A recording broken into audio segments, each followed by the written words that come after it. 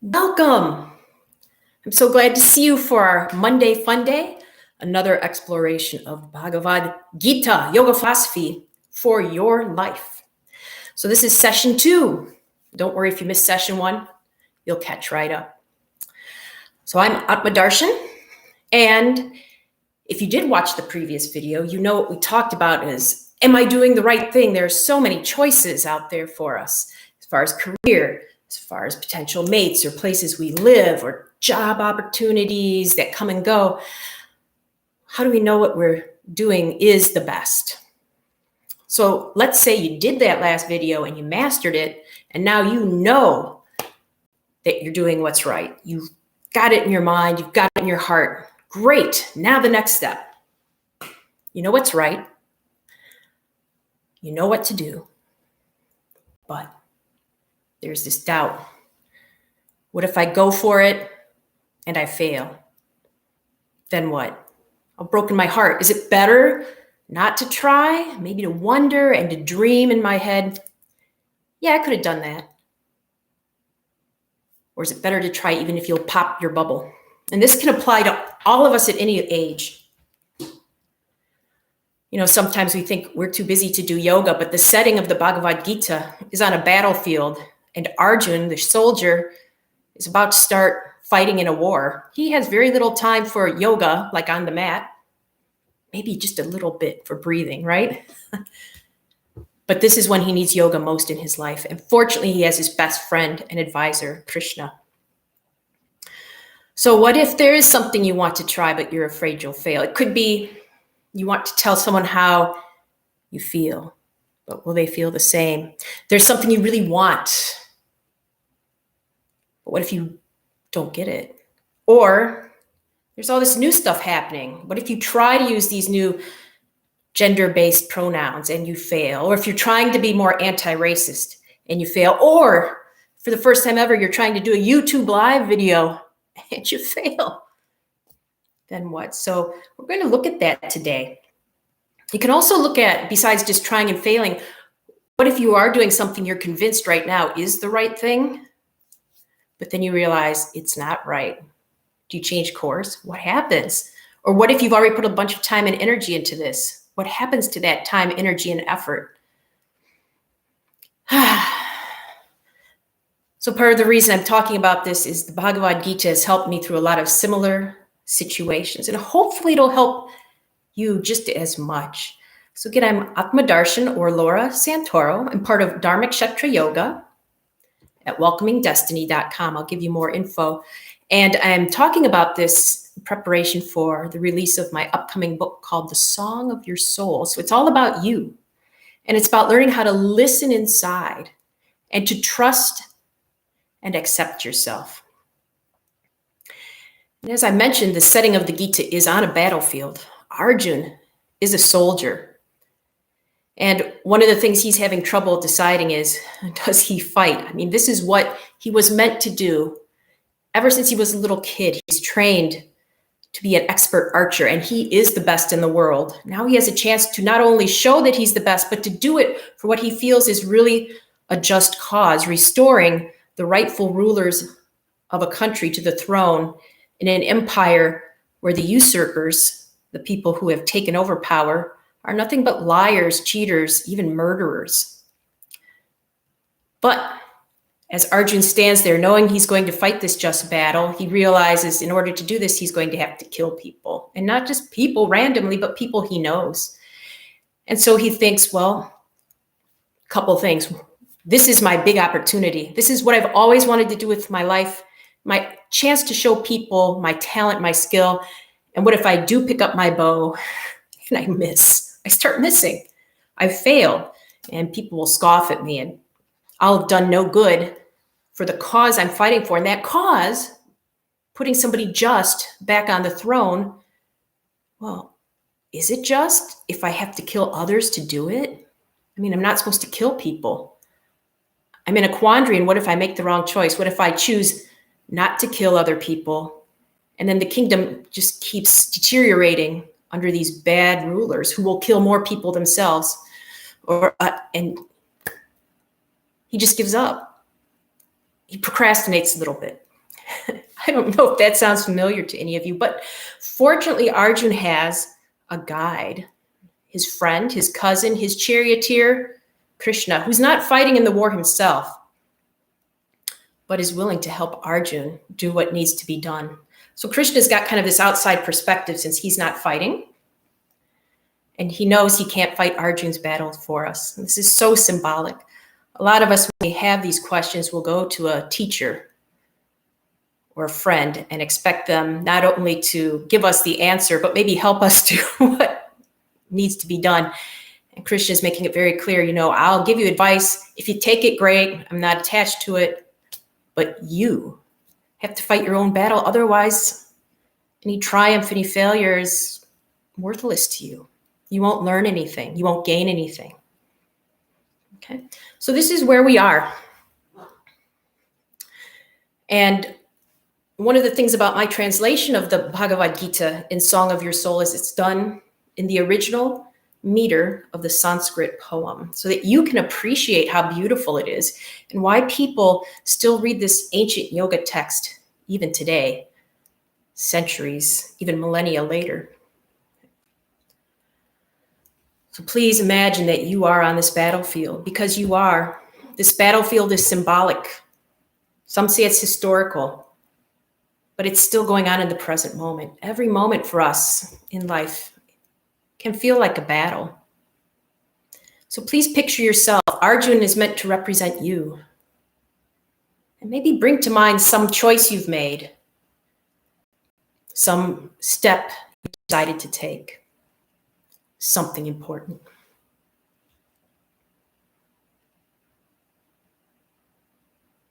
What if you try and fail? Or what if something you've chosen to do now in the long run turns out to be fruitless or wrong? What do we do? What do you do? Maybe you feel your mind already coming into some turmoil. This is where we start. If you have the handout, great. It's in the link in the description. But if you don't, you can listen. Okay? You can chant along if you're not afraid to try and maybe fail. Believe me, I've practiced this a lot. So here you are. You're asking for help and guidance. And this is what you as Arjun say. But what if one cannot control his mind, although he tries with faith? If he does not perfect himself, O Krishna, what will be his fate? Relinquishing heaven and earth for his failed quest, mighty Krishna, will he vanish like a spent cloud without support from anything? This my question you should resolve completely, as there is no one besides you who is able to remove this doubt, my dear Krishna. So this is Arjun, who symbolizes you, me, the average person, speaking and asking for help. And before we get to the answer, just a couple of things. When Arjun asks about heaven and earth, giving up heaven and earth for his quest, that's symbolic. Heaven means progress on the spiritual or moral dimensions. So he's asking, what if I'm trying to do what I know is right? What I think is going to bring peace to myself and the world, and I fail. And earth is the material dimension. What if I try and I lose everything? And that could be money, family, fame. What if I lose these things? I'm trying my best and I'm making no progress on either dimension in my life. Is it worth it? Or do I just keep going as I'm going and not worry about that? It's easier not to think about that sometimes. Will I vanish? And a lot of us have this concern. Will what I do be of value to people years from now? Or will my life mean nothing? When I pass on, will my name be forgotten just like that? Like I'm a cloud in the sky, it's just gone in the sun. Heavy stuff. Fortunately, Krishna has an answer. So you can listen, if you're listening, as if listening to a guide that's dear to you. You can also watch or chant along. Krishna says, "O child, certainly there is not in this world nor the world to come destruction nor grief for the one who does what is good, O my son." Then Krishna gives some practical advice for how to do that, and we'll just chant the next 2 verses nonstop. Okay? There sitting with his mind held firm on one point, let him control the actions of mind and senses and practice yoga to cleanse his self. Let him hold body, head, and neck aligned, motionless, and steady, gazing at the tip of his nose. His eyes see nothing else at all.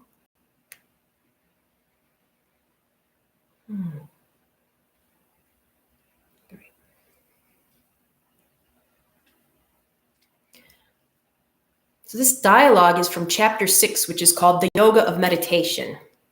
And again, this is practical. So Arjuna is about to get ready to fight, and he doesn't have an hour to sit down, prepare himself, get his cushion ready, light some incense, and go within for a while. Krishna is trying to give him some ways to calm his mind in the moment so that he can do what is best. And it's interesting that Krishna calls Arjuna child and son when they are about the same age. Krishna does that to show that he is more mature in experience. Arjuna has all these theoretical questions, and Krishna's already experienced them. So he's able to share this practical wisdom. So here we go. This is very reassuring because the first thing Krishna says is, if you do what you know is good, no harm will come to you in this world or the next. And you can look at that any way you want. This world of life and then what comes in the afterlife. Or this life and the rebirth. Or this phase of your life and the next one. So for example, if you're still working, then what you do now will have an impact on your retirement years. Or if you're in school, what you're doing now will have an impact on your working years. And if you try to do what's right at every step of the way, even if it doesn't seem to benefit you immediately, it will bring rewards in the next phase of your life. Okay. Now, how do we get the resolve, the courage to try, even though we might fail? And the verses, the last 2 marked 6:12 and 6:13, provide guidance in meditation, practical meditation, for calming our minds so we can take the next step on our paths. Sitting with the mind held firm on one point, controlling the actions of the mind and senses. This will be the hard part, but having something to focus on helps. If you just try to meditate, I don't know if you've tried to meditate and go, my mind must now stop. Stop, mind, stop. And then what does mind do? It doesn't. It keeps going. At least that's my experience. But if you have something for the mind to rest on, preferably something enjoyable, like a pet, favorite tree, favorite vacation spot, then the mind just kind of stays there. And that's how you control it. Not by stopping it, but by giving it something pleasant and constructive to do.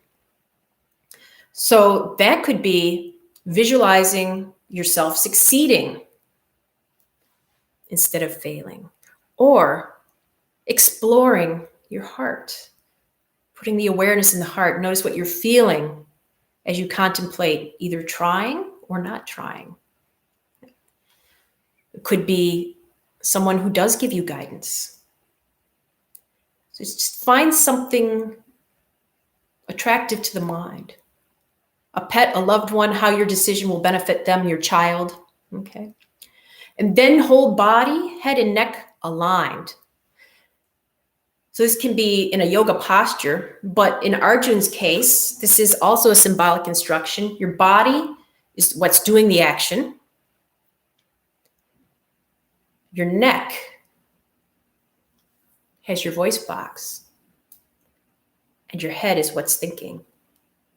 If you can put all three of these in alignment with your life, in your life, so if what you think is what you say, is what you do, that's meditation in action. There's no discrepancy. That's the alignment we're talking about here, symbolically, through the body arrangement, or just getting that all straight on the internal level. Gazing at the tip of the nose, I mean, you can do that if you want. The nose in yoga actually symbolizes the base of the spine, which is why you're an embodied being. It's an energy center called Muladhara, your root, the root you've grown from, the seed that's made you who you are. So something else you can do is focus on who you want to be. That could be your mental meditation. Who do you want to be? What legacy do you want to leave? Why are you here?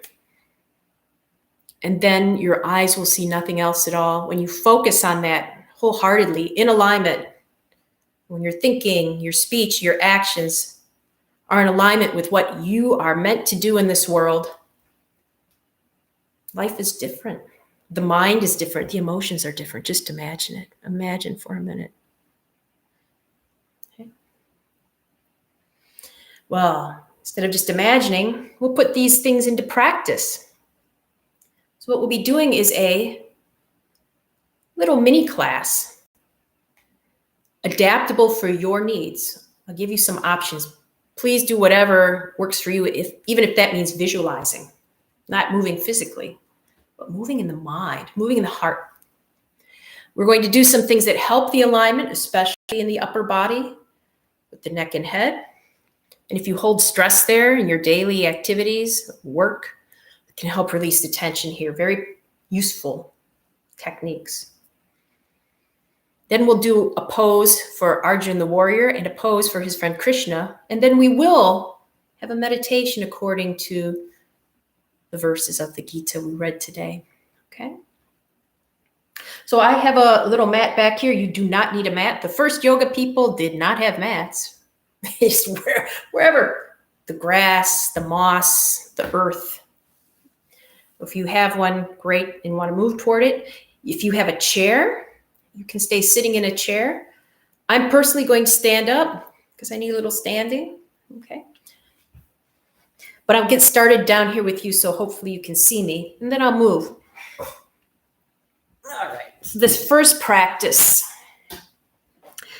And if you do only one practice per day, you have a yoga practice. You don't need anything long. And this one can help release a lot of tension and help you come into alignment through your back, neck, and head. It's called the dynamic raised hands position.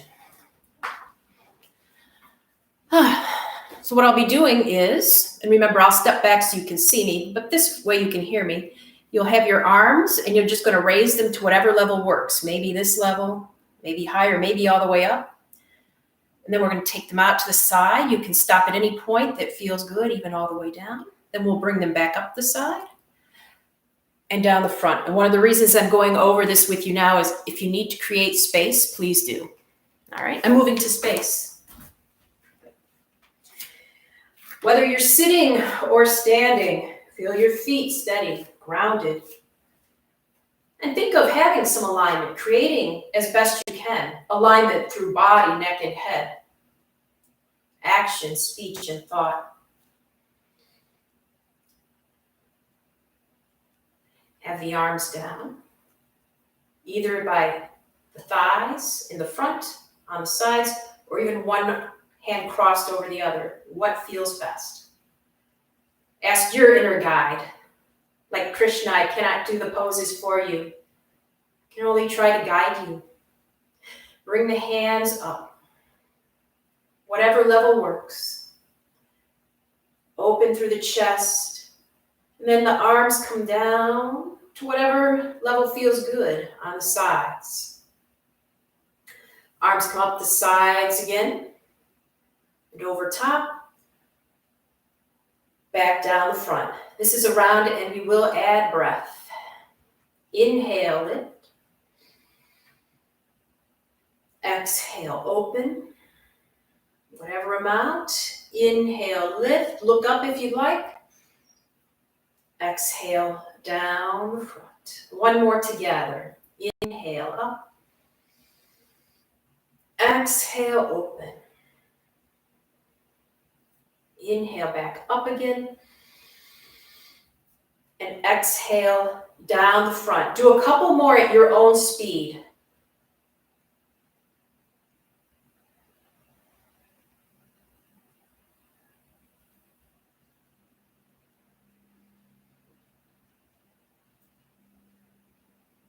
And don't worry if you forget the sequence, just do whatever.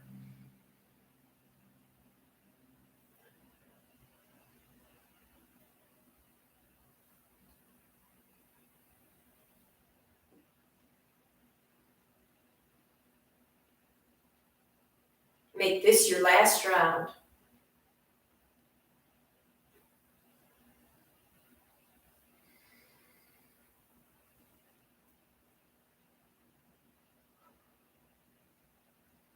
And whenever you're done, notice if you do feel any difference in your upper body, in your back, your alignment, your neck or shoulders.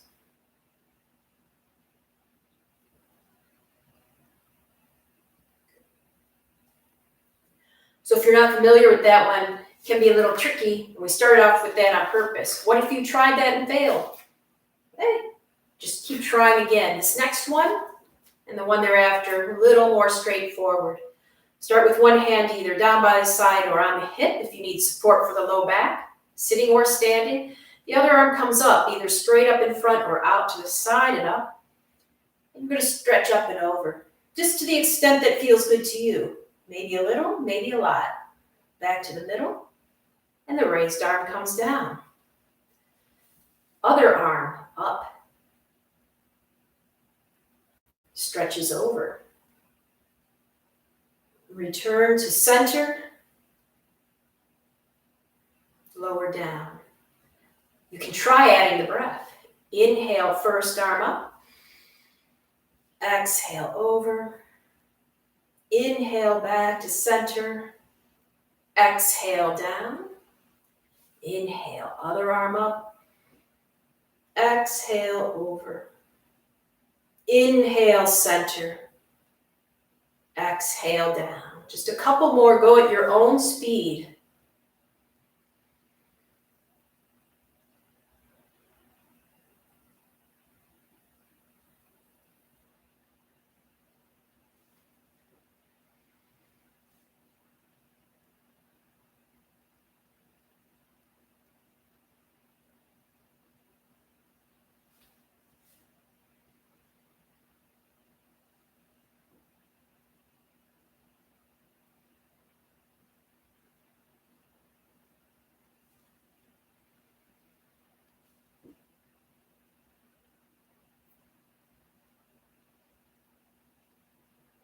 Make this your last round. Make sure to get both sides.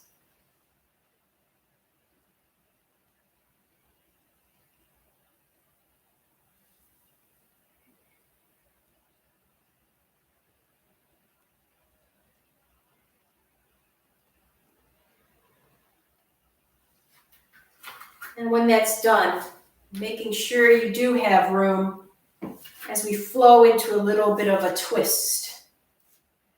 When you're ready, the arms will come up, either straight up or out to the sides and up. If that doesn't feel good anywhere along the side body, turn your upper body and let the arms come down. Arms come up to any height, center, other side, arms down. Inhaling, up and center. Exhale, one side and down. Inhale, up and center. Exhale, other side and down. And again, a few more. You can go quickly if you want, or slowly.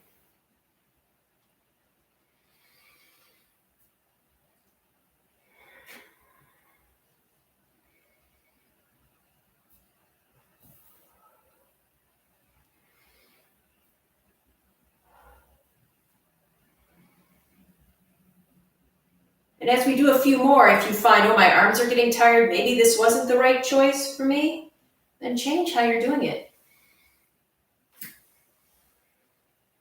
Change how your feet move.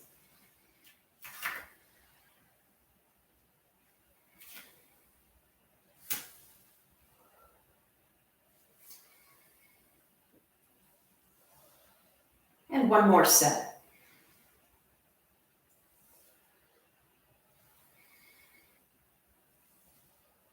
When done, stand. Notice any difference.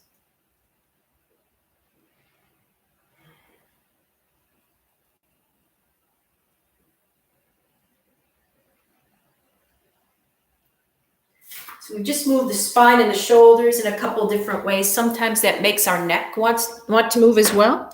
So a couple of neck movements. Again, extremely great practical yoga for your day. Feel, maybe put your hand on your chest and one on your belly. Feel like you're settling down into your sit bones, but then lifting the chest slightly. And notice as you lift the chest what that does to your alignment. I'll show you from the side. If I'm slumped and I put my hand on my chest, but I lift my hand, see how that brings my neck and head back into alignment? I don't have to think about exact placement. It just happens. So whether you're standing or sitting, place the hand on the chest for a moment, lift into that hand. Notice the alignment of the upper body, lower that hand. And only do these movements to the extent that works for you. First, let one ear come toward a shoulder. Return to the center. Other ear toward shoulder. Inhale, center. Exhale, first side. Inhale, second side. Center. Exhale, second side. Inhale, center. And just do two more, your own pace.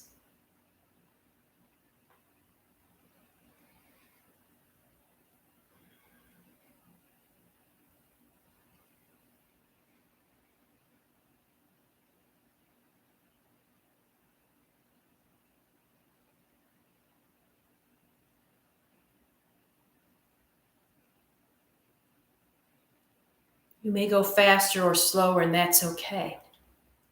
When you feel done with that, again, maybe put the hand on the chest, lift up.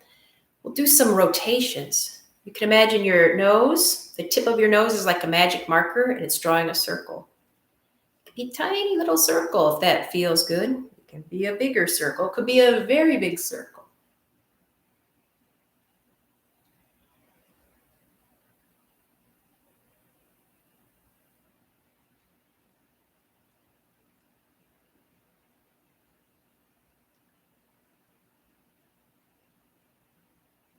Go ahead the other direction.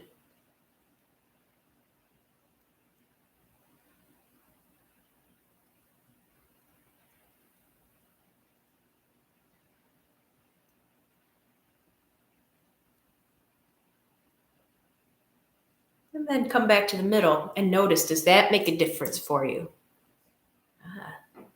Does that feel like some practical yoga you might want to do before pushing forward on a project or a discussion?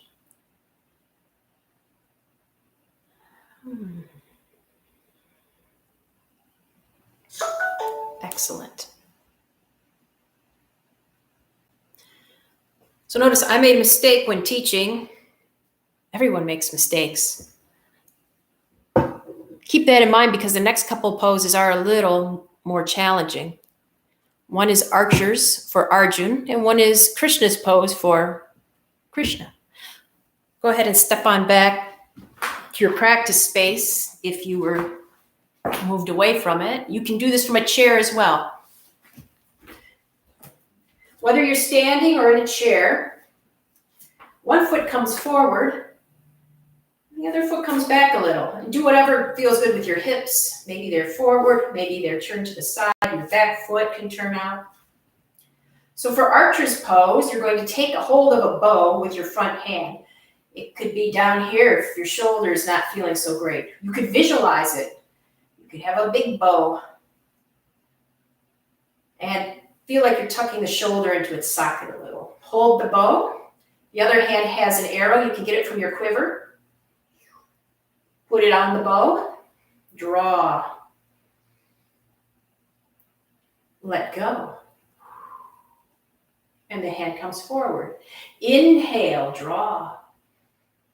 Hand comes by the ear. Exhale, forward. One more together. Inhale, draw. Open the chest. Lift the chin. Exhale, release the arrow. Hand forward. And do a few more.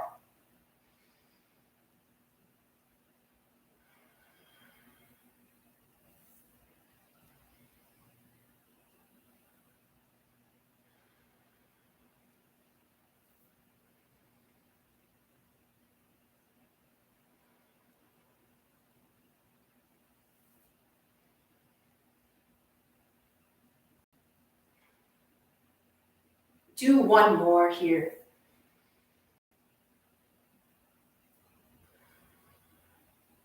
And then let the arms come down.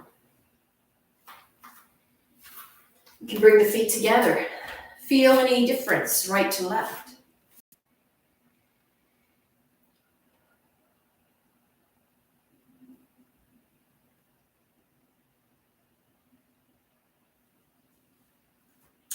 I'm going to switch the way I'm positioned so you can see better. But if you're standing straight ahead and did this standing straight ahead, just switch your foot and keep facing the same way. This time we're going to add something. Feet come apart. The hand is up with its bow.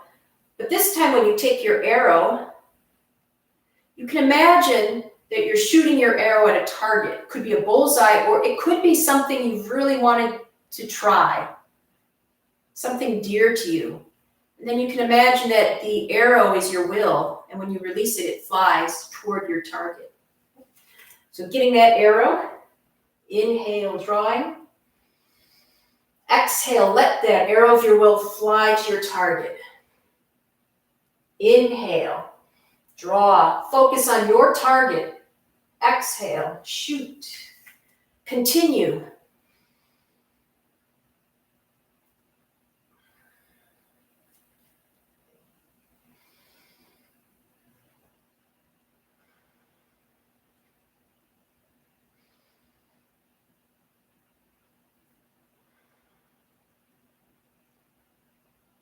One more.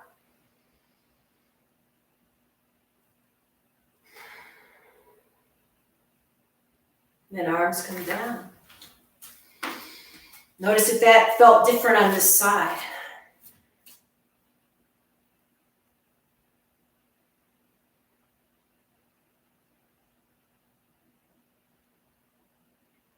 That can be a great pose to do at the start of a day to help you focus. Remember what's important and keep your aim true.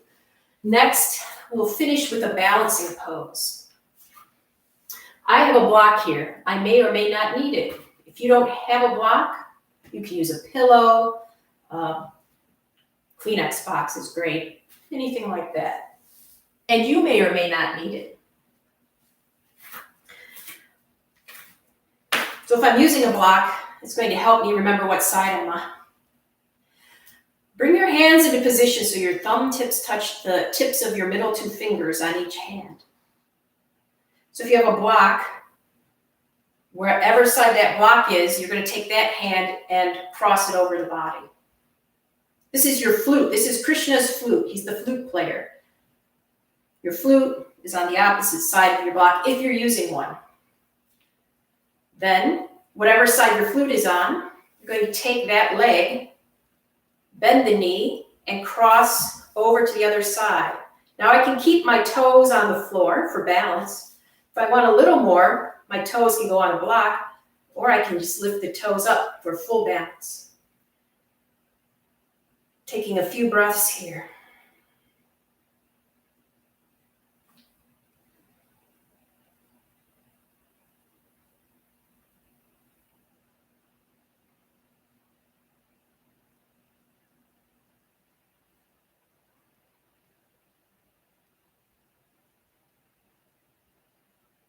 And with your next exhalation, bring the foot down, hands across and down. Good. Awesome.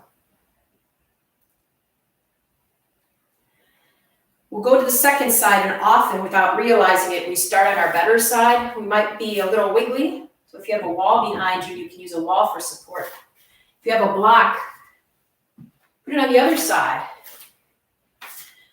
Thumbs touch the middle two fingertips. Your hand comes across. Since I have a block, I remember, okay, it's this hand, the one that's on the same side of the block, coming across. And whatever side my flute is on, I'm lifting up that leg, crossing it over, down, block or up. Maybe I'm leaning against the wall and I'm breathing deeply.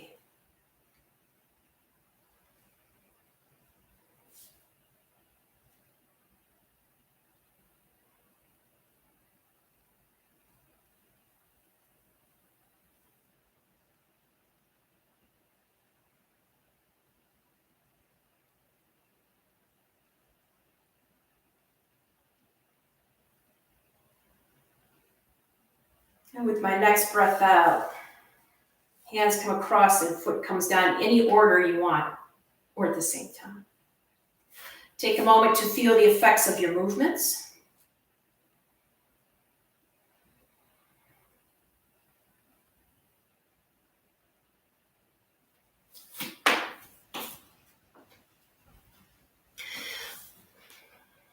Balance poses can be very helpful because it's really hard to think of anything else but balancing when you're balancing, right?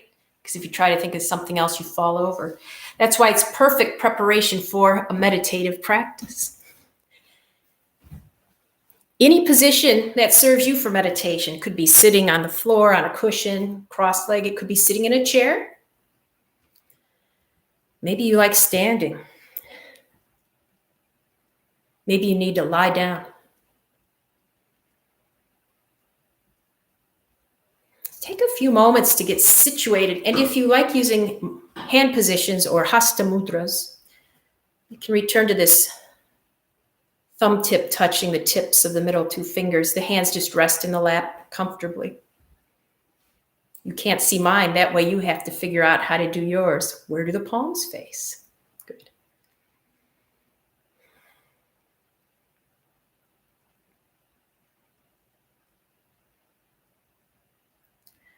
Quickly check the alignment by lifting the chest.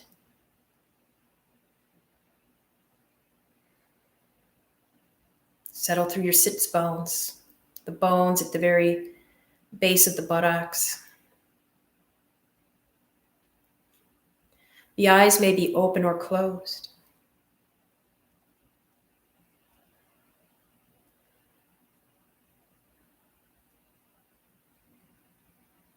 Now, we control the mind, not by wrestling with it, but by giving it something to focus on, something constructive or pleasant. For today, you can either pick a guide or a beloved, such as a pet, a friend, a teacher.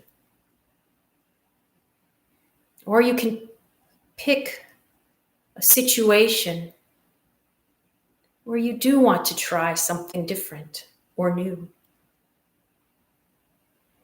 And for the next bit of time, just hold this being this item, this object in your mind.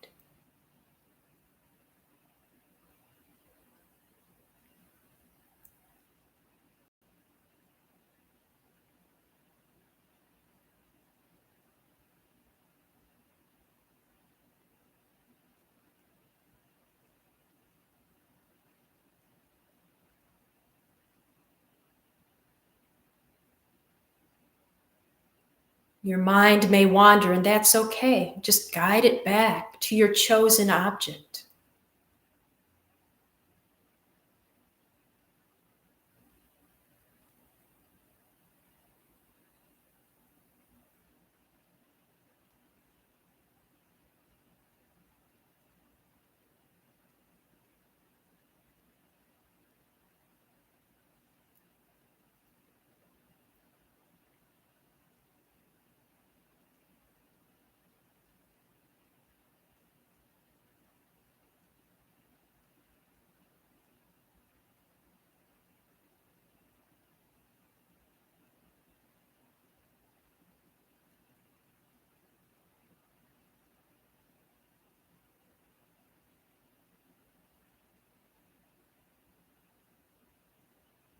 Keep guiding your mind back to that one point.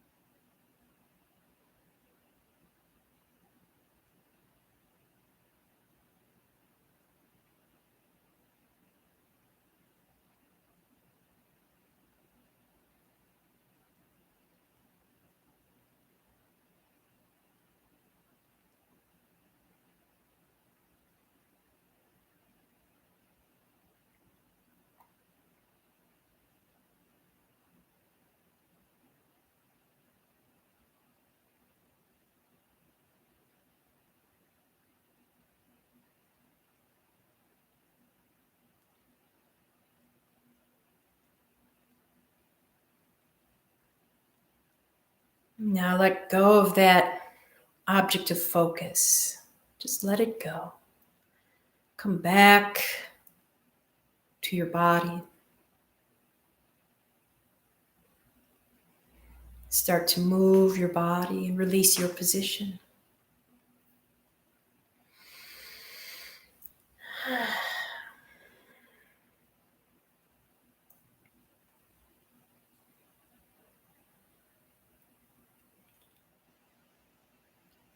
So, on your own, if you have more time, you can do the practice longer, but remember, the Bhagavad Gita is about yoga in your life. And if you don't have time before a big decision to sit for an hour or two, a minute, 2 minutes can make a big difference in what you choose and how you implement that choice.